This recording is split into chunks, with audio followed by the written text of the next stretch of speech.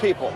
We're protected by the Constitution, and of course, we're very grateful for the incredible service members whose sacrifices keep America great. Here with me now, Congressman from San Diego County, Darrell Issa, Native American Ambassador for National Diversity Coalition for Trump, and former Pussycat Doll Kaya Jones, Fox Nation host Tomi Lahren, and former commander of SEAL Team 3 and the author of The Dichotomy of Leadership, Jocko Willink. All right, ladies first, Tomi, what are you thankful for besides being a part of Water's World? Well, that's first and foremost, Jesse. Of course. But I think what might even trump that is Trump himself. Okay. Trump is still our president. Hillary Clinton is still not our president. So if we're going to talk about the holiday weekend and being thankful for something, I think that's a great place to start. Although Hillary still thinks she's president, I don't know if she's ever going to get over that. Jocko, first of all, thanks for your service. And you're here at the Navy game. A lot of guys around here sacrificed a lot. What do the holidays mean to you in terms of sacrifice? Yeah, well, clearly having deployed overseas multiple times and seen the sacrifice firsthand that our service members make, it's a great day to be alive, and I'm thankful to be alive, and I'm thankful to live in this beautiful country and to have the opportunities that we have. Well, we're thankful for people like Jocko to take on these bad guys on the front lines, because certainly I don't know if I can handle it. Kaya, talk to me about what you're thankful for. I know you're very appreciative of being a part of the Trump coalition and all that. What do you think? I'm thankful for President Trump, and I'm thankful for our servicemen and women, for our military. I'm really grateful. I think what they do is just beyond words. Diversity is very important. Yes, diversity in this country. Yes. Why is diversity such a huge attribute in this country? Because it's what makes America America. We need to have the diversity that we have, but we have to do it the legal and the right way.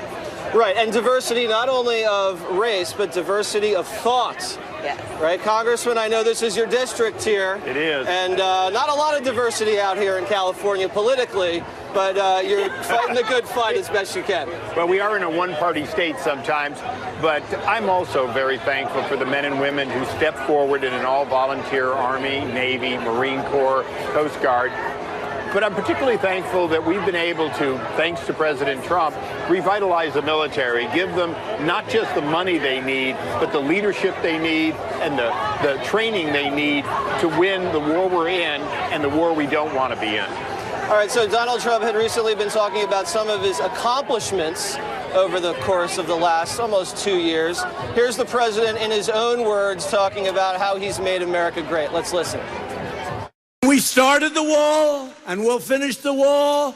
We have created more than 4.2 million new jobs and lifted more than 4 million Americans off of food stamps.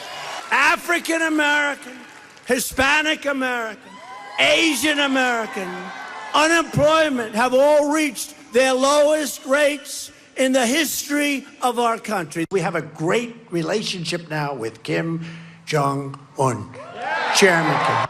We are really doing something. We secured $716 billion to fully rebuild the United States military.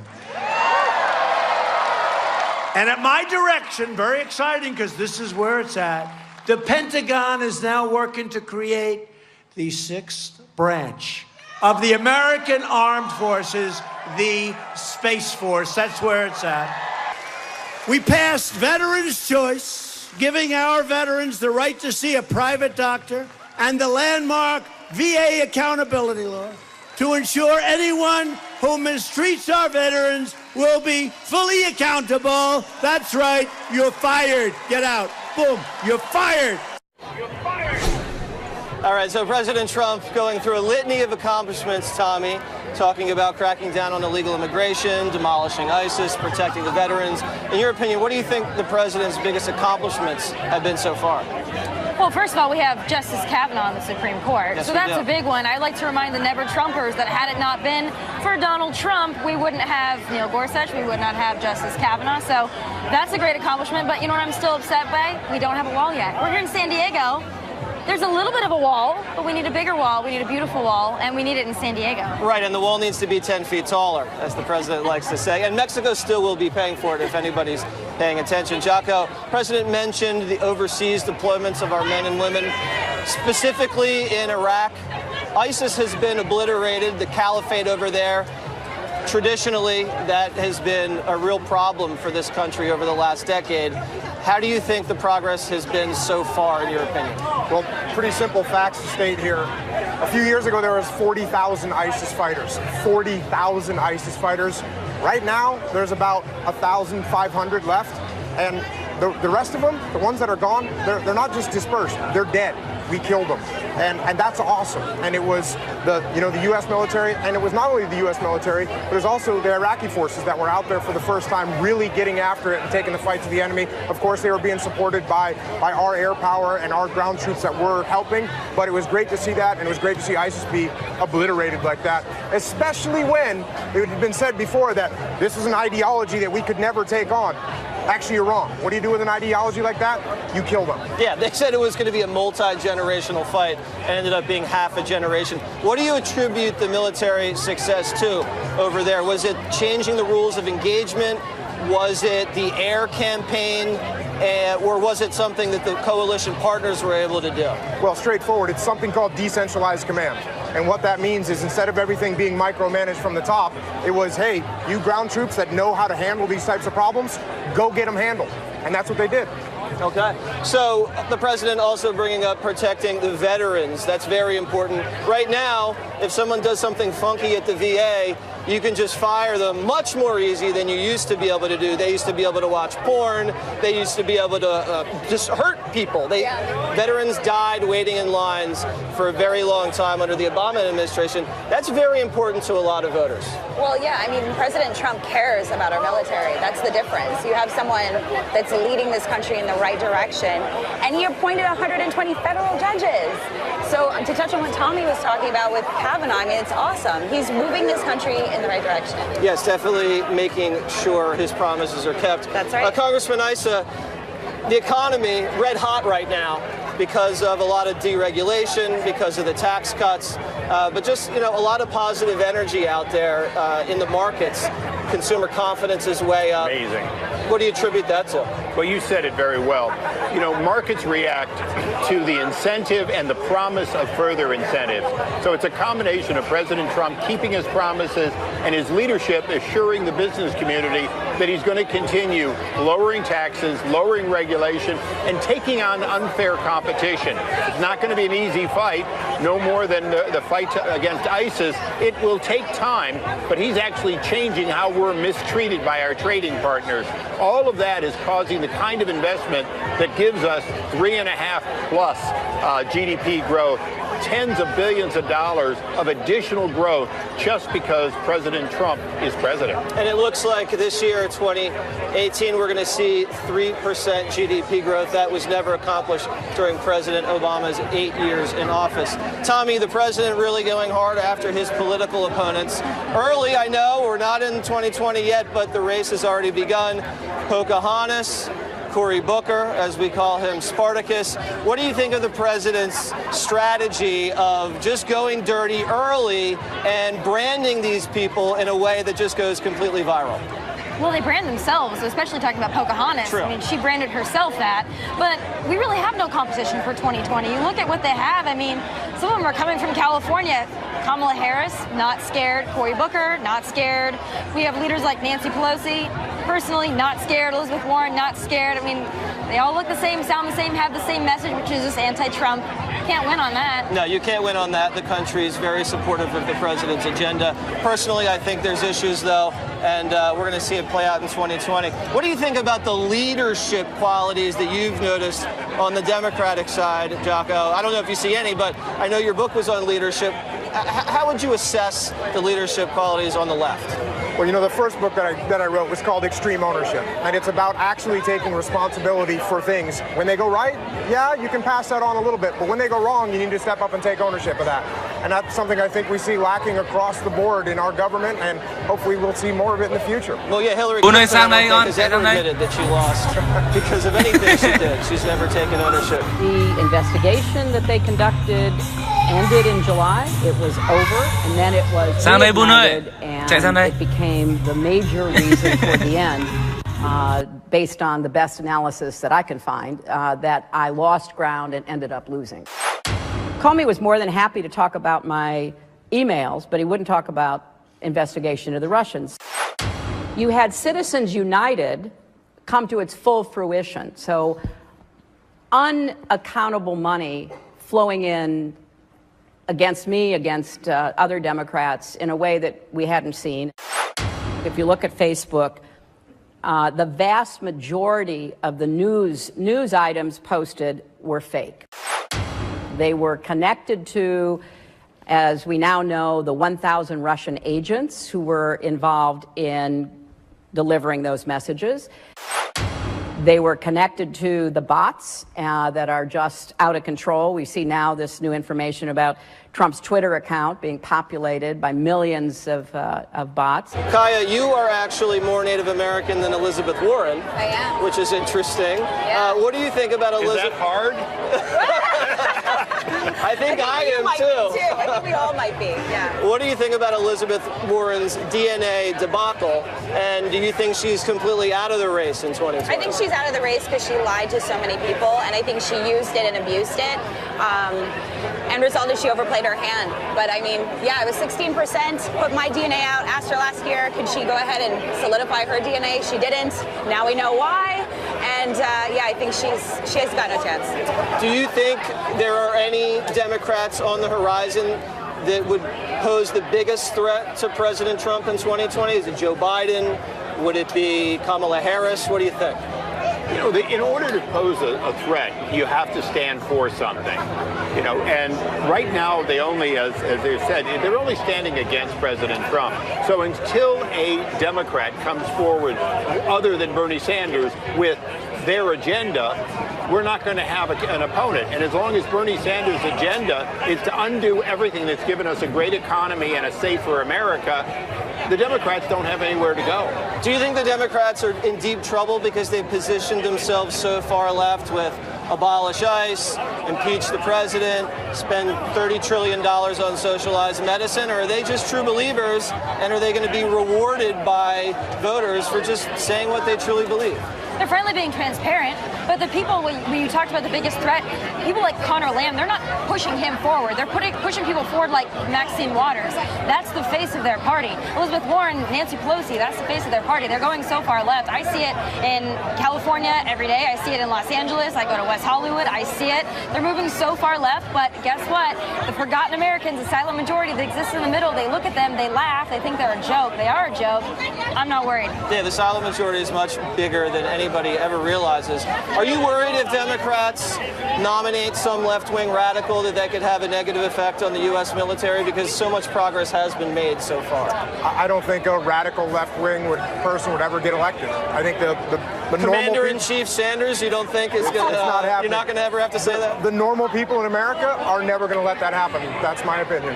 Okay. All right, listen, we got to run. In a couple minutes, I'm going to head back out to the crowd and ask people about fake news and Fox News. Don't miss that, all right? Stay right back. We'll be back from San Diego.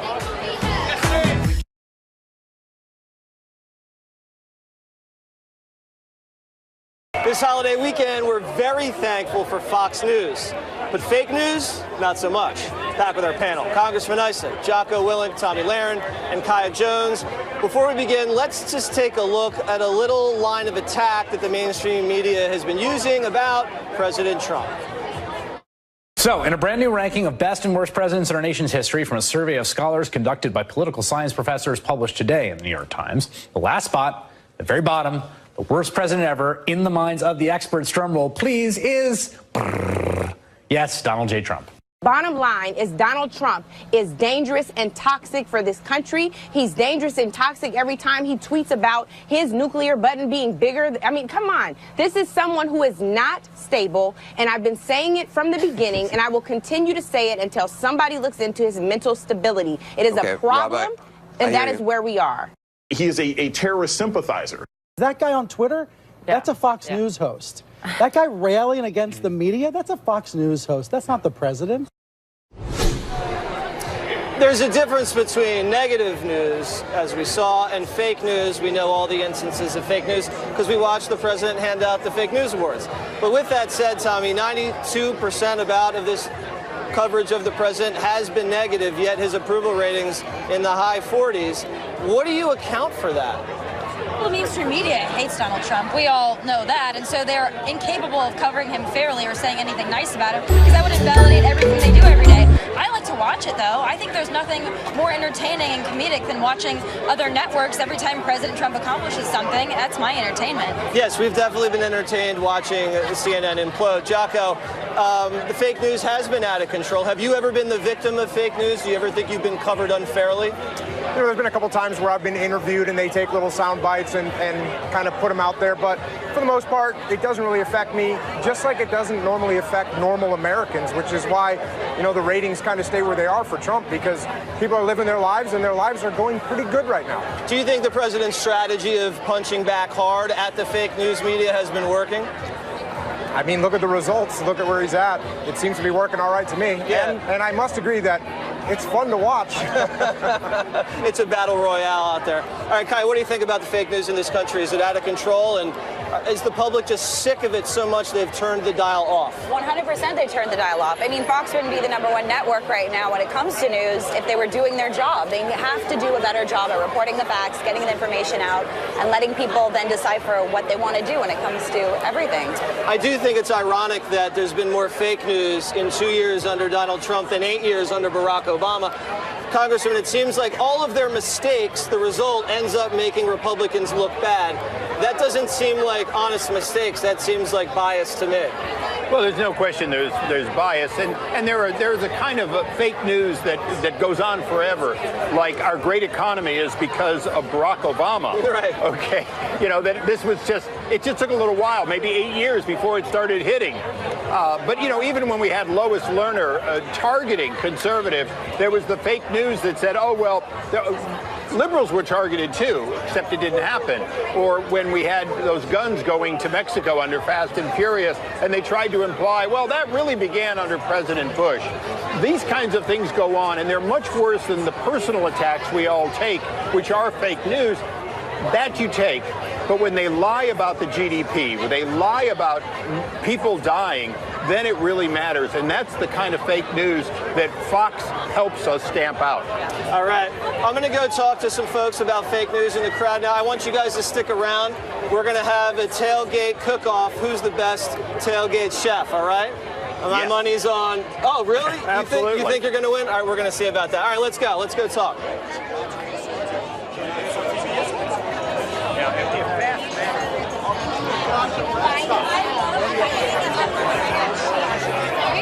How you guys doing? What's up? What's going on? All right, so, are you a big fan of Fox News?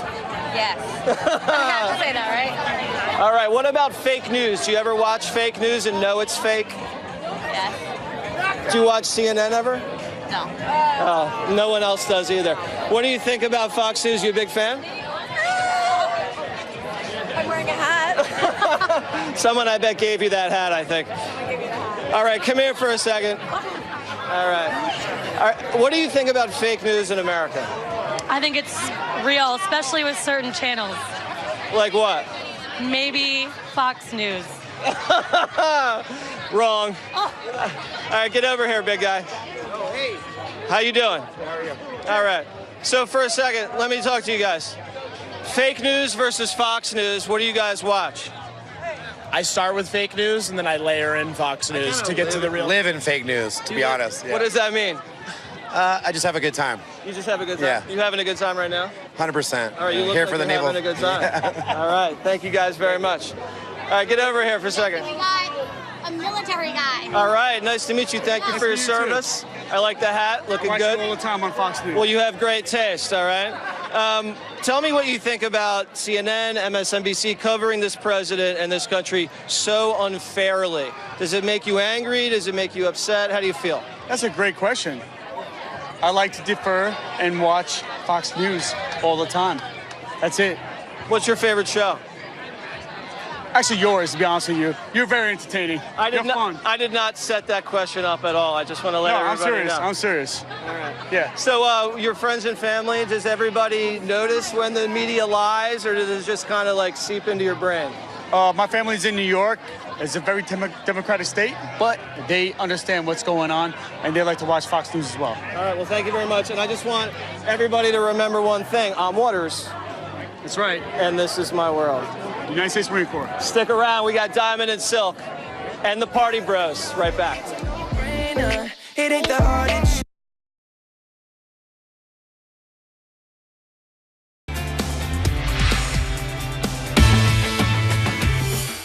Do you feel like you are winning? Yes, ma'am. I'm not a millionaire, but I'm winning. Do you feel like a winner? Because your eyelashes look good, girl. Yes, and they winning too. Do you feel up under this President Donald Trump because you know he is responsible for this booming economy? Yeah. Well, President Trump. Okay. Oh, I don't like it. Whoa. You don't like the economy booming up under this president that's got it booming? I don't like the president. Diamond and Silk have had a whirlwind year traveling country coast to coast with their Chit Chat tour, talking to fans, Trump supporters, and yes, even some Trump haters. But it's the freedom to do that they are thankful for. The ladies join me now. You guys must be thankful for me because I feel like Waters World gave you guys a huge boost. Can we get a little love in that direction? Oh, yes. You can get a little love. We love Waters World. We love you so much. I love you guys too. So what do you think? You guys have done this for about a year and reflect back. Last year's been a little crazy, but you've had Waters World and Fox News has really embraced you. Yeah. What are you guys thankful for?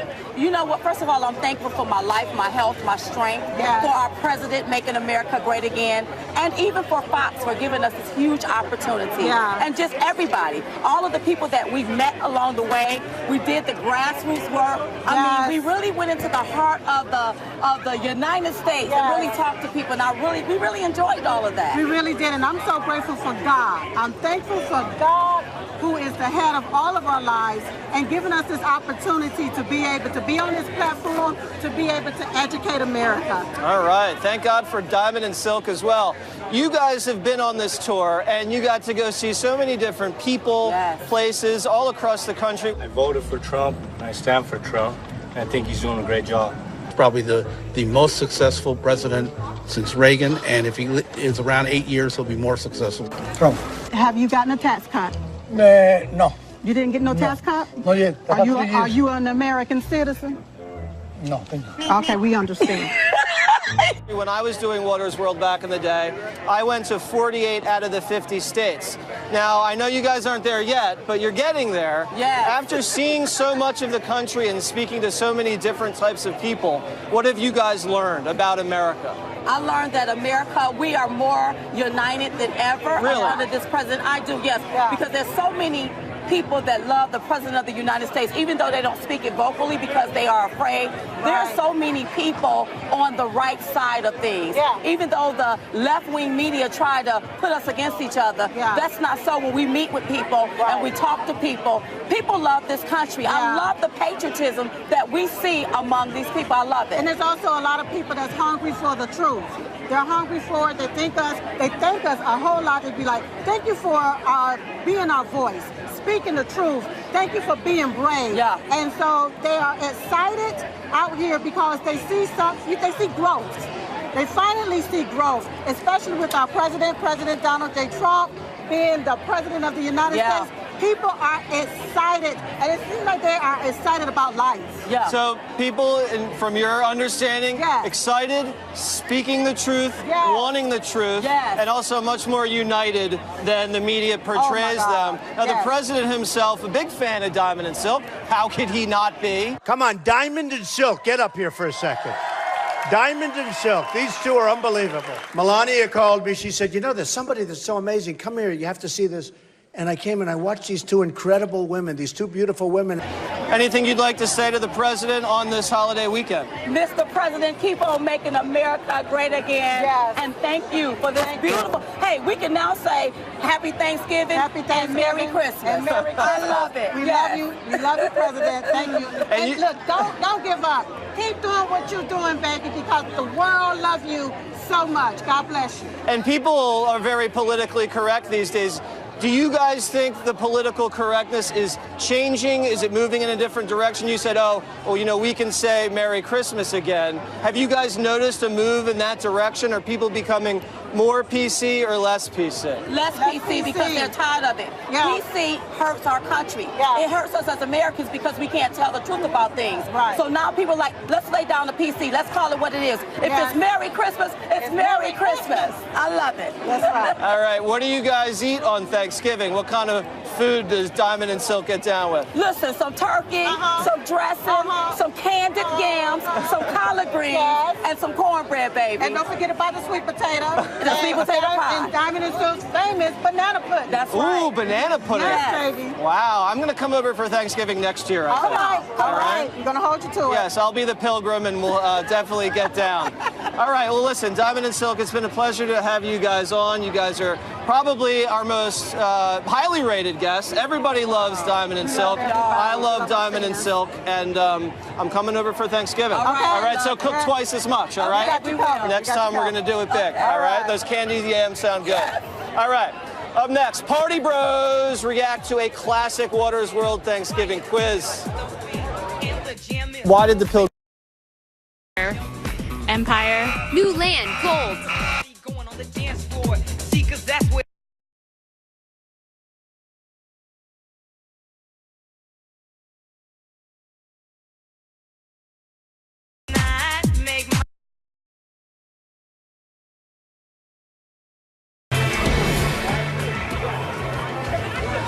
The Water's World Quiz, a time-honored tradition. So what better way to celebrate this holiday weekend and our freedom to laugh at ourselves than to see just how much the average American knows or doesn't know about Thanksgiving.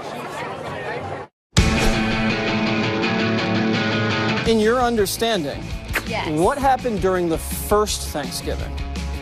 The first Thanksgiving. Well, I wasn't there, so I really don't know. Who ate together on the first Thanksgiving? Oh, God, is this one of those quiz shows that make you look dumb? No. White people? Who were these white people that were eating on the first Thanksgiving? What were they called? The Oh, the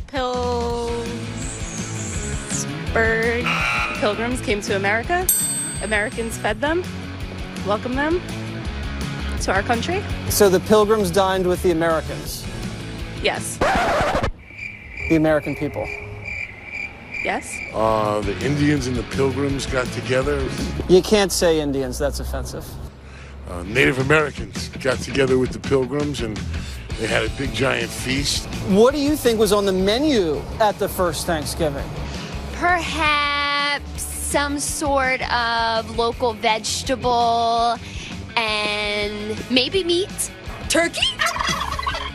I don't know. Buffalo? Chicken? I have no idea. Maybe wild turkeys, pheasants. Wild turkey like the drink? No, that probably would have made the dinner a whole lot better, though. Maybe, like, beets or cranberries or something. I doubt they had stuffing. What about for dessert? Do you think they had anything for dessert?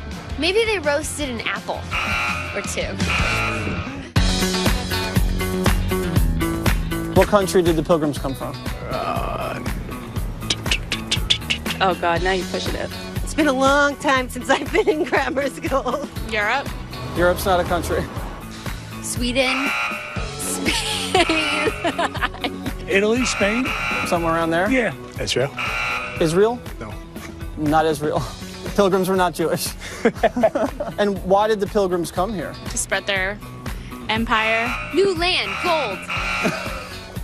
They were from the United Kingdom, escaping religious persecution. What year did the Pilgrims get here? 1800s?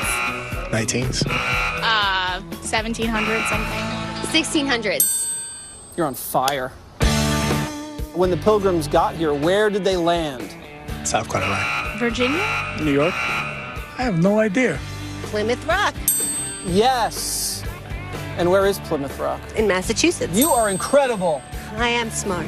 How'd the Pilgrims get here? Boat. What was the name of the boat? What was the name of the boat? Plymouth? Rock? The Nina, the Pinta? Santa Maria? I have no idea. That was Columbus. Yeah. Okay. Well, I was wrong. The Mayflower. Yes. What are you thankful for on Thanksgiving? I'm thankful for just making a fool of myself. Do you know who I am? No. Who the hell are you? I'm Waters. Right, Waters. And this is my world. Snap. Joining me now, the Party Bros, Chad Kroger and JT Parr.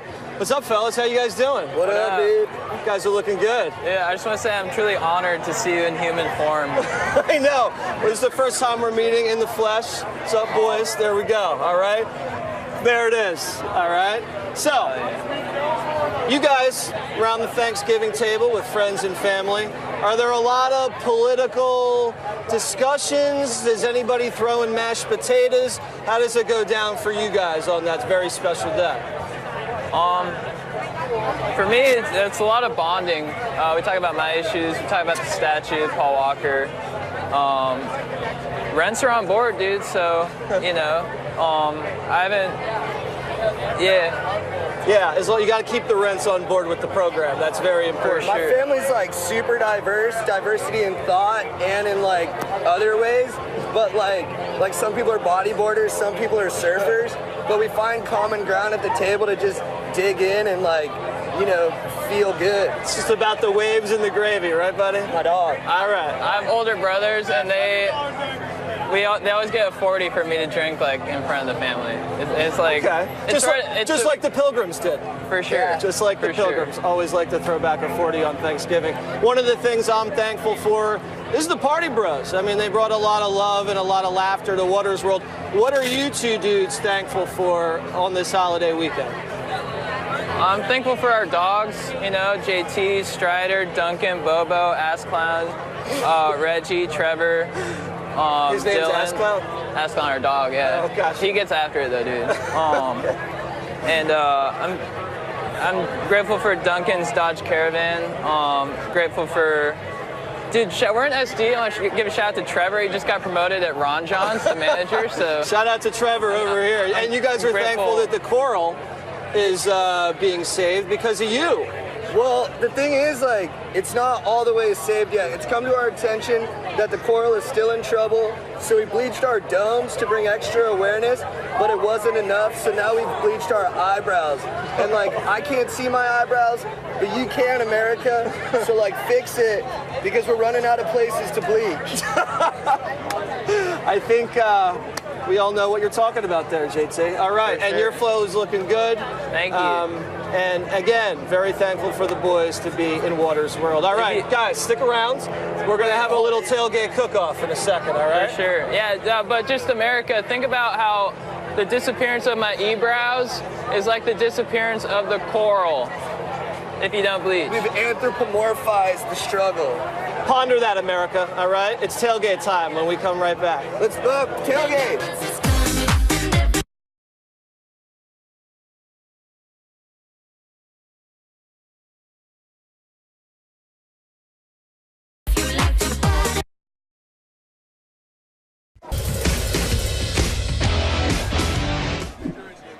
All right, Navy Notre Dame tailgate. I'm here with Billy. Billy, what's the word on the street out here? Word on the street is tailgate. I mean, we're right here at Qualcomm, well, old Qualcomm, sorry, SDCCU. We got our tailgate going on. We got a ton of Navy fans out here, and we're here to have a good time. And this is how San Diego does a tailgate. All right, what company have we got here? We got our sister restaurant, Miss B's. They're doing a nice big spread over here.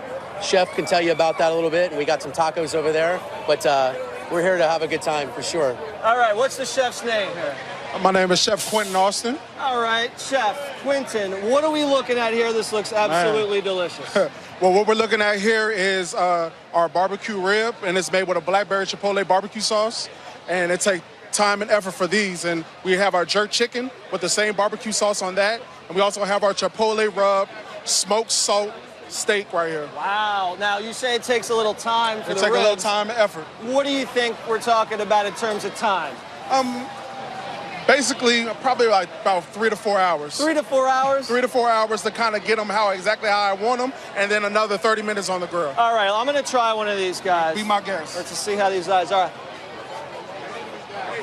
Oh, my God. No effort. Man. Hey, listen, Texas, North Carolina, Nashville, Memphis, Kansas City. I don't know about this, guys. Got some competition over here. All right, tell me a little bit about Tailgate Vibe.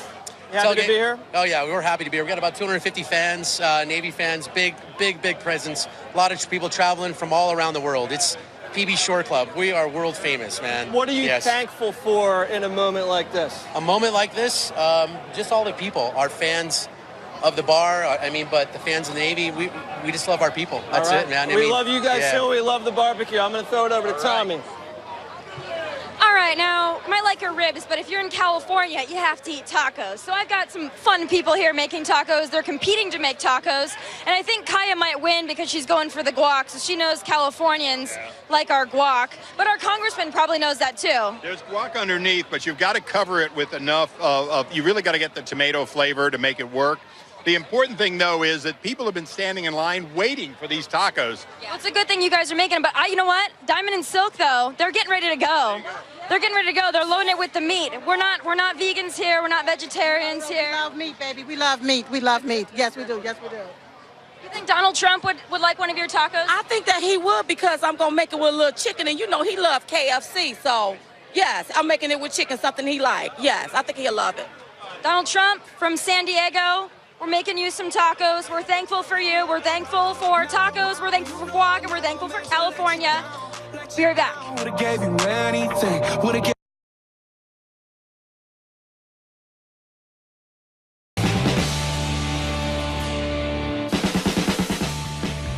All righty, everybody. Welcome back to our special Inside the Issues edition of Tucker Carlson Tonight. Now, tens of millions of Americans watched NFL games yesterday as part of the holiday festivities. But that long tradition could be in danger thanks to concussions. Horrible. In 2015, the NFL reached a settlement with former players who said concussions left them with long-term disabilities.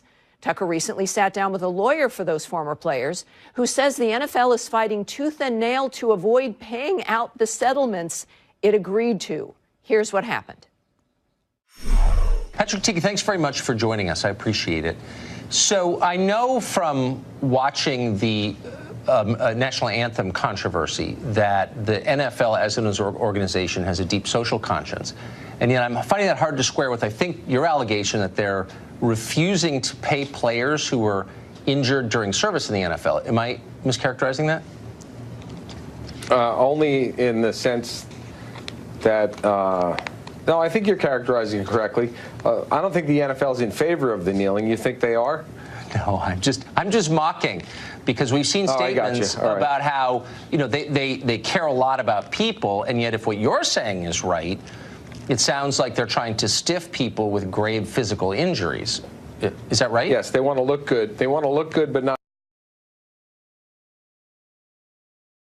What they were doing posed a physical risk to them for CTE. Well, the allegation, the complaint was that they and Rydell, helmet maker, knew the damages that they were causing to brains since the 1960s. Huh. And they settled this case because they didn't want to be subjected to any discovery which would prove that out. Interesting.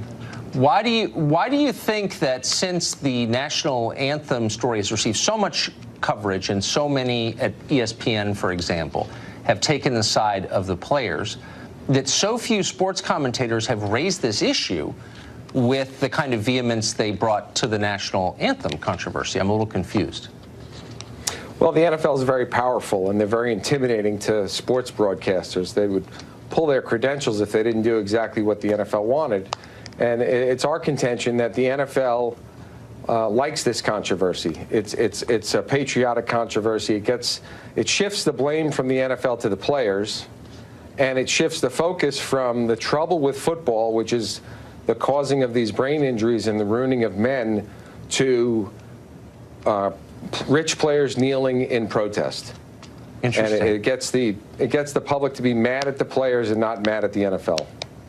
Well, is there science on this question? What percentage of NFL players who played, for a year or more, who've really engaged with the league, what percentage sustain permanent brain injury?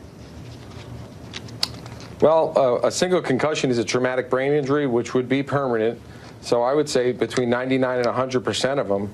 Ann McKee up at Boston University, who did the CTE neuropathological study, also says that the statistics in the high 90 percentile.